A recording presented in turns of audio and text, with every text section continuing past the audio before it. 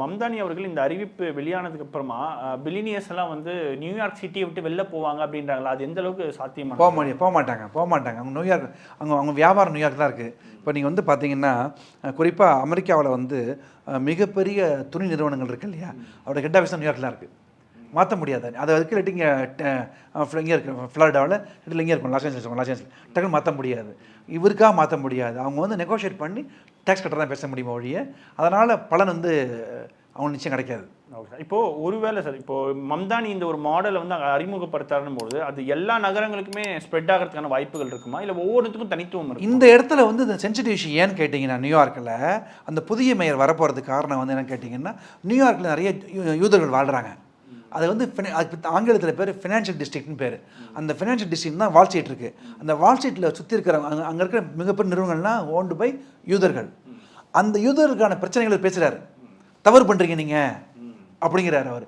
ஏன்னா பக்கத்தில் இருக்கிற இஸ்ரேல் மக்களை வந்து நிறைய பணம் வாங்கிட்டு போய் பாலஸ்தீன மக்களுக்கு எதிராக பண்ணுறீங்க அப்படின்னு ஒரு சென்சிட்டிவ் விஷயம் பேசுகிறதுனால தான் நியூயார்க் மேயர் தேர்தல் வந்து பேசப்படுது. இப்போ அட்லாண்டாவோட மேயர் தேர்தல் பேச போனால் இந்த மாதிரி பிரச்சனை வரப்போகிறது வாய்ப்பு இல்லை. மெரிலண்ட் மேன் வரப்போகிறது அங்கே இருக்க அந்த அந்த அந்த ஸ்டேட் பிரச்சனை தான் பேச முடியும். அப்படி பேசுகிறதுனால தான் இவருக்கு வாய்ப்பு அதிகமாக இருக்குது. வெற்றி பெறும்னு சொல்கிறாங்க. அப்படி வெற்றி பெற்று விட்டால், அது ஆஸ் ஆஃப் நவ் வந்து எல்லா புள்ளி விவரங்களும் அவருக்கு ஆதரவாக தான் பேசுது. அவர் வெற்றி பெற்று விட்டால் அமெரிக்காவில் அது புதிய வரலாறு. ஒரு இஸ்லாமியர், ஒரு இளைஞர் யூதர்களுடைய தவறுகளை சுட்டி காமிச்சு காசா மக்களுக்கு நல்லது செய்வேன் அப்படின்னு சொல்கிறது. குறிப்பாக வந்து நெத்தன்யாகு, இஸ்ரேலோட தலைவர், பிரதமர் நியூயார்க் வந்தால் நான் கைது செய்வேன்னு சொல்கிறதெல்லாம் வந்து பெரும் பேசு பொருளாக மாறினால தான் வெற்றி நிச்சயிக்கப்பட்டதாக சொல்லுது, ஊடகங்கள் சொல்லுது. ஒரு ஹிஸ்டாரிக் விக்டரியாக இருக்கும் அவரால். நிச்சயமாக நவம்பர் 4 தேர்தல். அந்த தேர்தல் இரவு 10 மணிக்கு அந்த தேர்தலை நியூயார்க் மட்டுமல்ல, அமெரிக்கா மட்டுமல்ல, உலக நாடுகள் உற்று நோக்கும். அவருடைய வெற்றி என்பது பேசப்படும் வெற்றியாக இருக்கும். அப்போ வந்து நிச்சயமாக இது வந்து இளைஞர்களுக்கு ஒரு பெரிய கனவாக இருக்கும். இதே ஊடகத்தை உங்கள்கிட்ட நான் பேசியிருப்பேன்.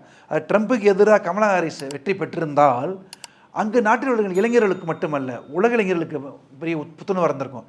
ஏன்னா ஒரு ஆப்பிரிக்கன் அமெரிக்கன் லேடி போட்டி போடுறாங்க, தகுதி வந்த லேடி போட்டி போடுறாங்க, ஒரு வழக்கறிஞர் போட்டி போடுறாங்க, துணை அதிபர் போட்டி போடுறாங்க.